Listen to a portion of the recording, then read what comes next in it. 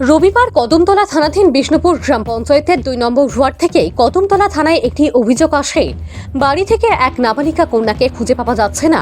এই ঘটনার খবর পেয়ে কদমতলা থানার পুলিশ দ্রুত ঘটনাস্থলে ছুটে গিয়ে এই বিষয়ে তদন্ত শুরু করে।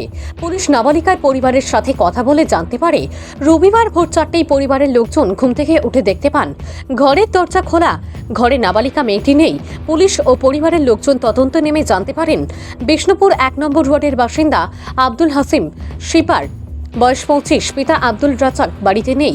কারণ এর আগে সে এই নাবালিকাকে একবার অপহরণ করার চেষ্টা করেছিল। এরপরেই পুলিশ 366 এ ধারায় একটি অপহরণের মামলা রুজু করে কদমতলা থানার 35 নং মামলায় কদমতলা থানার ওসি জয়ন্ত দেবনাথের নেতৃত্বে থানার সাব ইন্সপেক্টর সঞ্জীব সরকারকে নিয়ে একটি টিম গঠন করে তদন্তে নামে। রাতে আসামের রাতাবাড়ি থেকে নাবালিকা সহ আব্দুল হাসিমকে আটক করে থানায় নিয়ে আসে পুলিশ। সোমবার ধৃত আব্দুল হাসিমকে আদালতে প্রেরণ করা হয় এবং 164 ধারায় নাবালিকার বয়ান রেকর্ড করার জন্য তাকেও আদালতে নিয়ে যাওয়া হয়। ঘটনা তদন্ত করছে পুলিশ। ভানুচন্দ্রের রিপোর্ট, আসাম প্রাইম নেটওয়ার্ক। বর্তমানে কি পরিস্থিতি রয়েছে এই ঘটনার?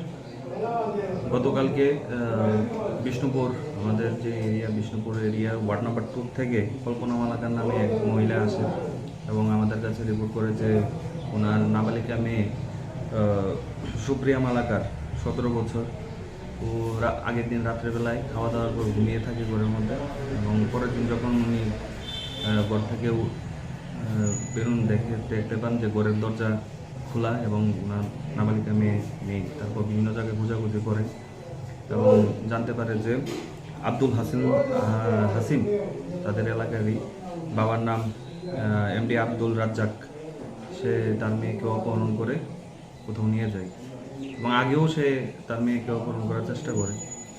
তো যেহেতু মেয়েটা হিন্দু কমিউনিটির এবং ছেলে মুসলিম কমিউনিটির, একটা কমিউনাল ক্লেশ হতে পারে এলাকার মধ্যে, তো আমরা যথারীতি কেস একটা রেজিস্টার করি, যার নাম্বার হচ্ছে Kadamtala PS case number 35 public 2024 এবং 366 অ্যাটে আমরা একটা কেস রেজিস্টার করি এবং একটা টিম আমরা ফর্ম করি এবং সোর্স লাগিয়ে বিভিন্ন থানাতে আমরা ইনফর্ম করি, বিভিন্ন নাকা পোস্টে আমরা ইনফর্ম করি, ফটো সার্কুলেট করি এবং যে এয়ারপোর্ট অথরিটিকে আমরা ইনফর্ম করি। তারপর রাত্রে বেলায় আমরা খবর পাই যে সে আসামের একটি জায়গায় আছে এবং যথারীতি ওই টিমকে আমি সেখানে পাঠাই এবং তারা ছেলে এবং মেয়ে দুজনকে উদ্ধার করে নিয়ে আসে এবং আজকে মেয়েকে মেডিকেল করা হবে এবং ছেলেকে আমরা কোর্টে ফরওয়ার্ড করছি।